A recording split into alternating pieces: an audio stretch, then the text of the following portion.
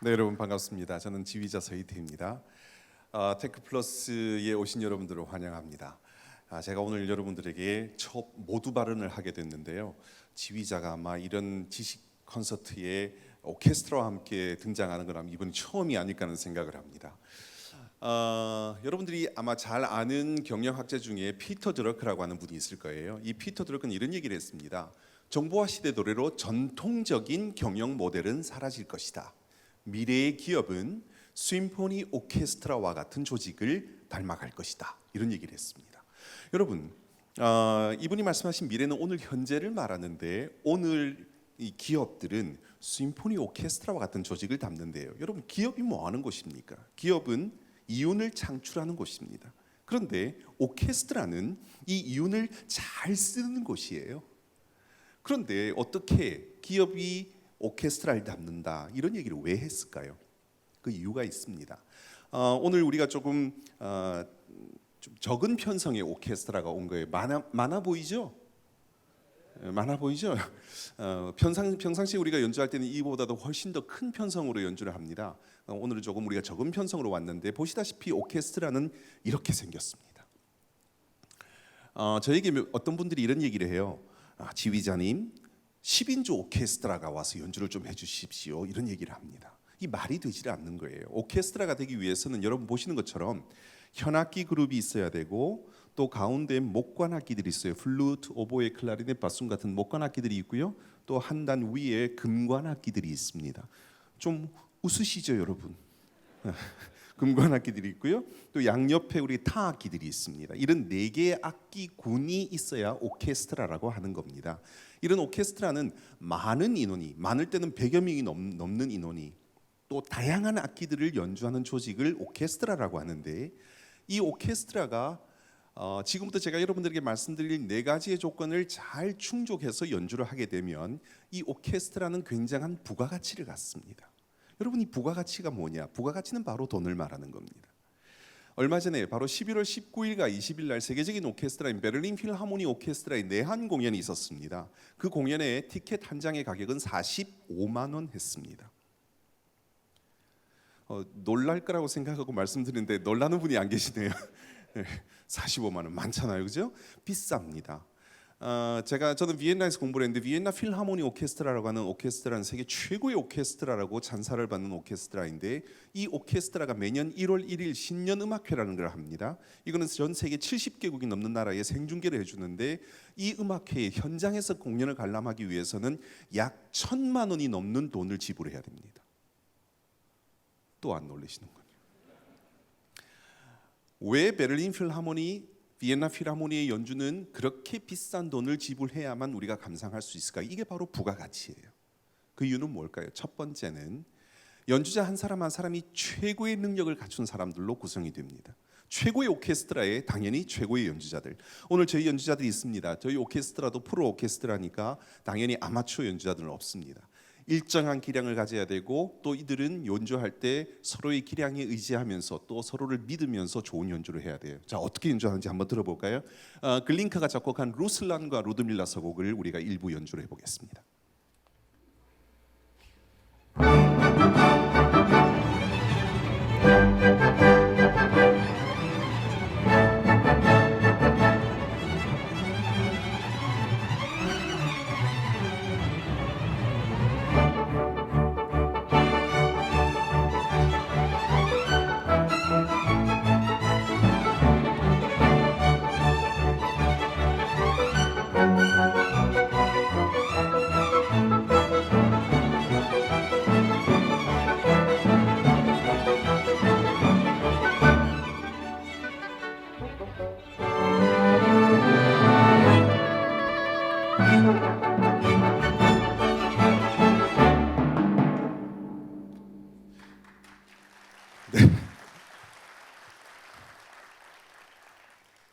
마음에 들게 잘 했나요? 근데 대답 소리가 그렇게 크지 않은 걸 보니까 별로 마음에 안 드신 것 같은데. 감사합니다. 보신 바와 같이 오케스트라는 일정한 역량을 갖춘 최고의 연주자들로 구성하는 것이 첫 번째 부가가치를 갖는 방법입니다. 두 번째 방법은 이 연주자들이 최고의 하모니를 만들어야 됩니다.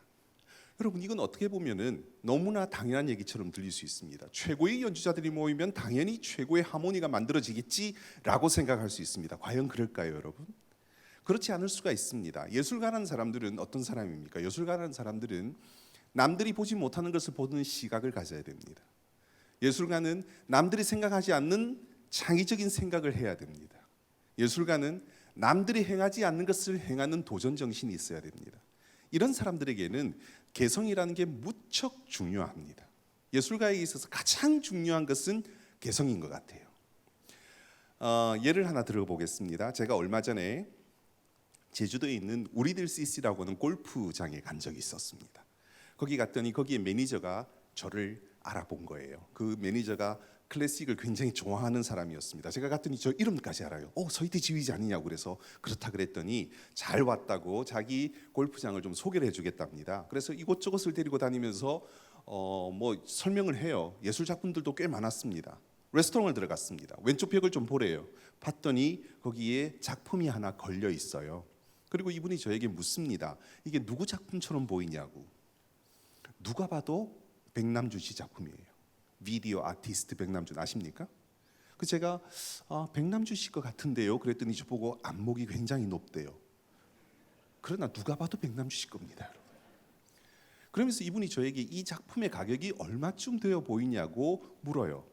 그 제가 모르겠다 그랬더니 너무나 자랑스럽게 12억짜리랍니다. 오늘 여러분 참 이상한 분들입니다. 이 돈에 대해서는 별로 이게 테크와는 마니는 전혀 관계가 없는 건가요? 그죠? 12억 굉장히 비싼 거죠. 그래서 제가 깜짝 놀랐습니다. 다시 봤어요. 근데 제가 아무리 보아도 이 작품은 재료비가 한 5, 6만 원쯤 들었을 것 같아요. 이런 작품이었습니다. 여기는 젊은 분들이 꽤 많이 계시는데 60년대, 70년대에 우리나라 그 금성사에서 처음 텔레비전이라는 것을 개발하고 이제 생산을 하기 시작했죠. 그때 만들어졌던 텔레비전 보신 분 있습니까? 나무 케이스의 브라운관 TV. 뭐 아이들 보지 말라고 앞에 이렇게 문도 달아놓았던 그런 텔레비전에서 브라운관을 제거한 껍데기, 나무 껍데기 6개를 벽에다 붙였어요. 브라운관을 제거했으니까 그 브라운관 있던 자리가 뻥 뚫렸습니다. 거기다가 인조 화초를 넣어놨어요. 끝. 12억. 그래서 제가 아무리 보아도 저는 그것보다도 더 잘 만들 수 있을 것 같은 거예요. 그래서 제가 예를 들어서 그 매니저에게 나는 이거보다 더 잘 만들 수 있는데 내가 더 근사하게 만들어서 붙여줄 테니까 나는 1200만 원만 주십시오라고 한다면 그 매니저 저에게 뭐라고 얘기할까요? 이런 미친놈을 봤나? 라고 얘기를 할 겁니다. 왜 그렇습니까? 예술가들의 개성이라는 겁니다. 백남준 씨는 그 누구도 그런 텔레비전이나 브라운관을 가지고 예술 작품을 만든다고 생각하기 이전에 전 세계에서 처음으로 그것을 시도를 했고, 더 중요한 것은 세계 미술계가 그것을 작품으로 인정을 했다는 겁니다. 그렇기 때문에 그분은 제 눈에 봤을 때는 개당 10,000원씩에서 6만 원 정도의 재료비로 만들어져 있는 그 작품을 붙여놓고 12억을 받아가도 그걸 판 사람은 그것을 자랑스럽게 얘기를 합니다. 그러나 제가 만들어서 모방해서 붙여놓고 1,200만 원 달라 그러면 저는 미친놈이 되는 거예요. 이게 바로 예술가의 개성이라는 겁니다. 이런 개성이 강한 사람들이 모여서 자기 개성대로 연주를 한다고 한다면 여러분 좋은 하모니가 될까요? 지금 저희 연주자들은 자기의 개성보다는 지휘자가 어떻게 해달라고 하는 지휘자의 개성에 맞추어서 연주를 해주셨기 때문에 하모니가 되는 거예요. 여기 계신 분들도 굉장히 개성들이 강하신 분들입니다. 그렇게 생겼잖아요. 자기 개성대로 하면 좋은 연주를 할 수가 없는 겁니다. 세 번째 조건은요, 악기 하나하나의 개성을 잘 살려서 연주를 해야 된다는 겁니다. 오케스트라에서 매우 자주 쓰는 악기 중에 이런 악기가 있습니다. 일단 한번 소리를 들어보세요.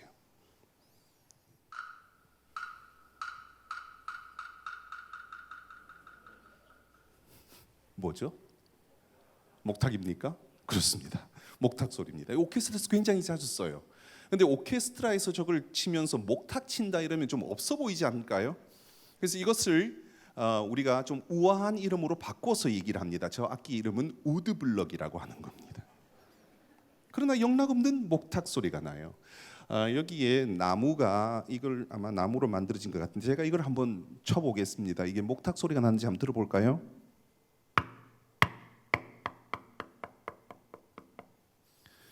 왜 비슷한 소리가 나지? 좀 다른 소리가 나야 되는 건데 그런데 여러분 저기 지금 우리가 들었던 목탁 소리와는 조금은 다르지 않습니까? 같은 재료에 만들어진 같은 나무란 재료로 만들어진 것이라고 하더라도 목탁이라고 하는 이 단어를 듣는 순간 여러분은 이미 들어서 알고 있는 그 목탁의 소리를 연상할 수 있습니다. 매우 청아하고 매우 울림이 아름다운 그런 악기가 바로 목탁이에요. 어떤 작곡가가 음악을 작곡을 하면서 이 목탁이라는 사운드 소리를 생각을 하고 음악을 작곡해 놓으면 그 음악을 연주할 때는 저 목탁이 아니고서는 대체를 할 수가 없기 때문에 오케스트라에서 목탁을 씁니다. 우리 현악기들이 있습니다. 지금 여기 앉아 계시는 분들이 제1 바이올린 연주자들이시고요. 좀 웃어주세요, 여러분. 여러분들 지금 다들 보고 계시는 거예요. 여기 뒤에 앉아 계시는 분은 제2 바이올린 연주자들이십니다. 그리고 여기에 외국인이 한 분 계시는데 폴이라고 하는 러시아에서 오신 분인데 이분이 앉아 있는 이 그룹을 비올라라고 하는 악기들입니다. 자, 비올라라고 하는 악기와 바이올린이라는 악기는 생긴 모양이 달라요? 비슷하게 같은 모양으로 생겼잖아요. 연주하는 모습도 같습니다. 생긴 모양도 바이올린을 닮았고 비올라는 또 연주하는 방법도 바이올린을 닮았어요. 그런데 비올라라는 악기는 소리는 여기 있는 첼로를 닮아 있습니다. 여러분들 저기 혹시 주변에 또는 스스로 바이올린을 배운다는 사람 얘기 들어보셨습니까? 누구 집 아이가 바이올린을 배운다더라. 네, 아까 누구 저하고 얘기하시는 분도 우리 아이들이 다 음악 했어요 하시는 분 바이올린 배운다는 사람 많이 보셨을 거예요, 그죠? 첼로 배운다는 사람들 들어보셨습니까? 많이 들어봤습니다. 비올라 배운다는 사람 많이 들어보셨어요? 상대적으로 없지는 않을 겁니다. 그러나 상대적으로 바이올린이나 첼로에 비해서 비올라를 배운다는 사람은 많이 들어보지 못했을 거예요. 그런데 오케스트라에는 반드시 비올라가 필요한 거예요. 예를 들어서 어떤 지방에서 오케스트라를 만들기로 계획을 세우고 오디션 공고를 냈습니다. 많은 연주자들이 와서 오디션을 받기로 했어요. 바이올린을 10명을 뽑기로 했는데 한 30명 정도의 바이올리니스트가 와서 충분히 10명을 뽑고 20명이 남았습니다. 첼로도 한 8명을 뽑기로 했는데 한 30명이 와서 8명을 뽑고 또 충분히 남았어요. 근데 비올라를 연주하는 사람은 상대적으로 적다 보니까 비올라도 한 8명을 뽑기로 했는데 사람들이 적게 왔어요. 한두 명밖에 안 온 겁니다. 예를 든 거예요. 그래서 못 뽑은 거예요. 그래서 많은 사람들이 이렇게 생각할 수 있습니다. 비올라는 생긴 모양과 연주하는 방법이 바이올린을 닮았으니까 바이올린 남아있는 사람들 몇 명을 더 뽑아서 비올라 자리에 앉혀놓고 연주를 해도 되지 않을까? 또는 어떤 분들은 소리는 첼로를 더 닮아 있으니까 첼로 연주자들도 꽤 많으니까 첼로 연주자들 좀 더 뽑아서 비올라 파트에 앉아놓고 연주를 해도 되지 않을까 이렇게 생각할 수 있습니다. 또 어떤 분들은 바이올린과 첼로를 좀 골고루 뽑아서 해도 되지 않을까 이렇게 생각할 수 있어요. 그런데 여러분 여기 있는 이 바이올린이라고 하는 악기들은 오케스트라에서 연주하는 현악기들 중에서 고음을 연주했을 때 가장 아름다운 소리가 나고 가장 최적화가 되어 있습니다. 여기 있는 첼로라는 악기는 저음을 연주했을 때 가장 아름다운 소리가 나고 가장 최적화가 되어 있는 악기입니다. 그러면 중음은 누가 하겠습니까? 그걸 바로 비올라가 하는 겁니다. 오케스트라에서 반드시 비올라가 필요한 이유는 바로 거기 있습니다. 여기 왜 이렇게 다양한 악기들을 쓸까요? 그냥 멋있으라고 이렇게 할 것 같습니까? 아닙니다. 여기 사용되는 오케스트라에 사용되는 모든 악기들은 각기 그 존재의 이유가 뚜렷합니다. 그래서 이 악기들 다 써야 되는 거예요. 그래서 이 악기들을 사용을 할 때 그 악기의 개성을 잘 살려서 연주를 해야 된다는 겁니다. 예를 들어서 팀파니를 쳤는데 팀파니 한번 쳐볼까요? 저 팀파니 소리입니다. 그런데 작은 북 한번 좀 쳐봐주시겠습니까? 저런 소리가 난다고 한다면 팀파니는 있을 이유가 없지 않겠어요? 다 존재의 이유가 뚜렷한 거예요. 이런 악기들이 각기 자기의 존재의 그 개성을 잘 살려서 연주를 해야만 오케스트라는 부가가치를 갖게 됩니다. 네 번째 조건은 최고의 지휘자가 지휘를 해야 됩니다. 비엔나 필하모니 오케스트라가 신년음악회를 할 때 왜 1,000만 원을 넘게 하는 그 가격을 내고 사람들이 가서 볼까요? 그 이유는 그 오케스트라의 신년음악회를 어떤 지휘자가 지휘하는가는 이 세계 음악계의 굉장히 큰 이슈입니다. 예를 들어서 저에게 비엔나 필하모니에서 연락이 와서 서희태 지휘자님 2019년도 1월 1일 신년음악회를 지휘해 주십시오 라고 한다면 저에게는 엄청나게 영광스러운 일일 겁니다. 우리나라로서도 엄청나게 영광스러운 일일 겁니다. 그러나 제가 가는 순간 그 1,000만 원씩 하던 그 티켓 값은 한 10만 원으로 곤두박질칠 수 있어요. 제가 갈 자리가 아닌 거예요. 최고의 연주자들을 컨트롤하고 그들로부터 최고의 음악을 끄집어낼 수 있는 최고의 지휘자가 그 자리에 있어야 됩니다. 자, 이 네 가지가 오케스트라가 최고의 부가가치를 갖는 방법인데 이런 오케스트라에 그럼 과연 지휘자가 없으면 안 될까요? 지휘자가 없어도 가능합니다. 제가 지휘하지 않고 저는 이거는 이제 우리 단원들에게도 제가 말씀드리지 않았습니다. 제가 없이 우리 단원들이 헝가리 무곡 5번 브라함스가 작곡한 헝가리 무곡 5번을 한번 연주해 보겠습니다. 어떤 연주가 되는지 한번 들어봅시다.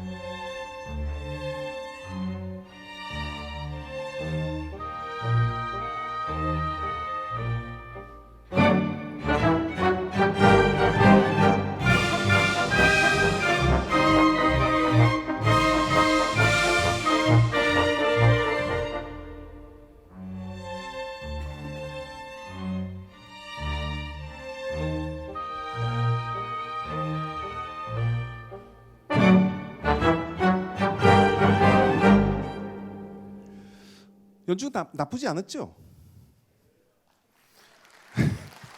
여러분 오케스트라가 연주를 하고 나면 박수를 치시는 거예요. 감사합니다. 자, 연주가 나쁘지 않았어요.